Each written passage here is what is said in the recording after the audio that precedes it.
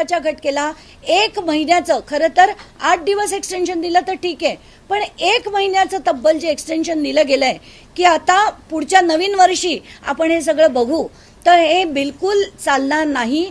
मी तर ठरवलंय, मी कुठच्याही परिस्थितीत प्रिलिमिनरी अहवालासाठी मला ताकद आहे तेवढं मी फोर्स करणार आहे.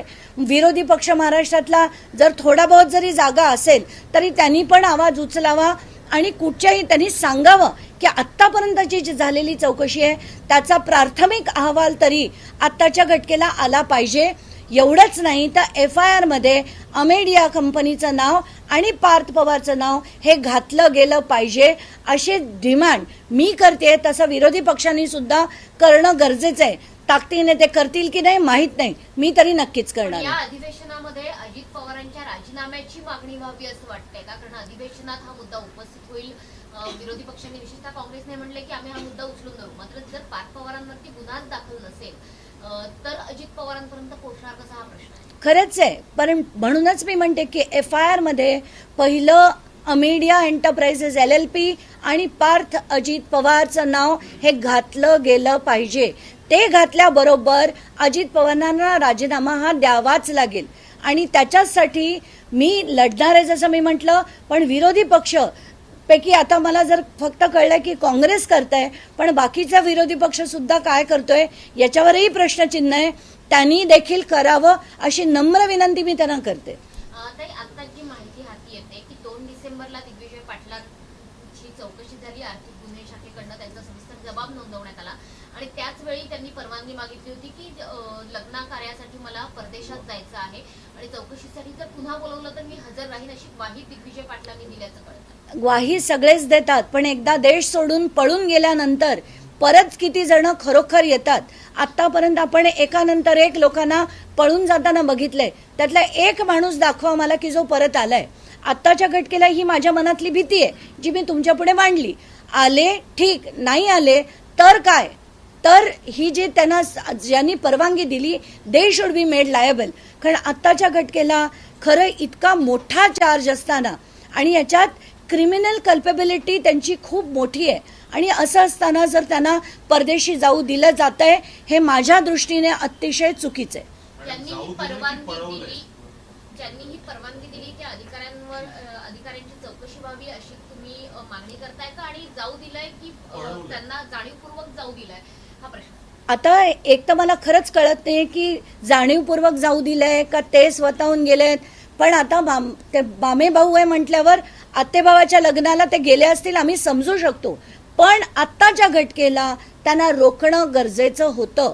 कारण त्यांच्यावर आत्ताचा जो चार्ज आहे, आत्ताचा जो FIR आहे त्याच्यात 7 ते 14 वर्षाची शिक्षा ही असताना त्यांना कुठच्याही जोपर्यंत सगळं होत नाही, चौकशा होत नाहीत, तोपर्यंत बाहेर खरं तर जाऊ दिलं म्हणजे नाही पाहिजे.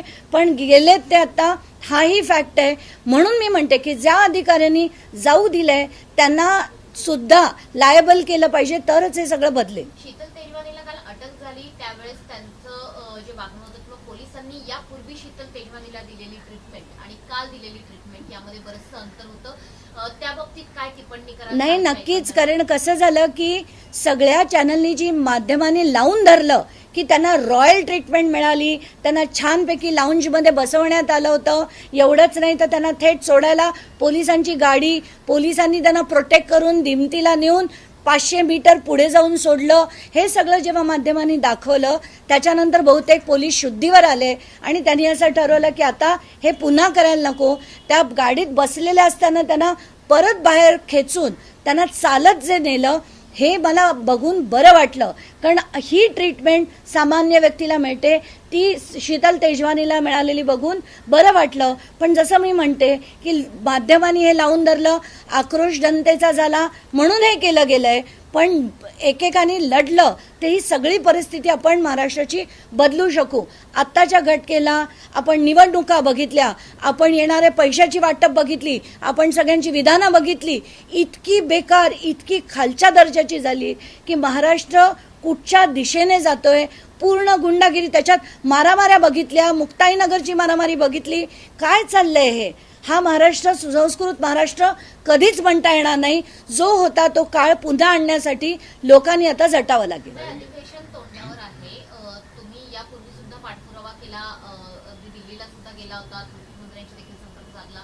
आता तरी पार्थ पवारांवर गुन्हा दाखल व्हावा याकरता तुम्ही मुख्यमंत्र्यांना पुन्हा एकदा त्याचा पाठपुरावा करणार का? कारण अधिवेशन काळात या मागणीलाही जोर येईल आणि कदाचित कारवाईलाही जोर येईल.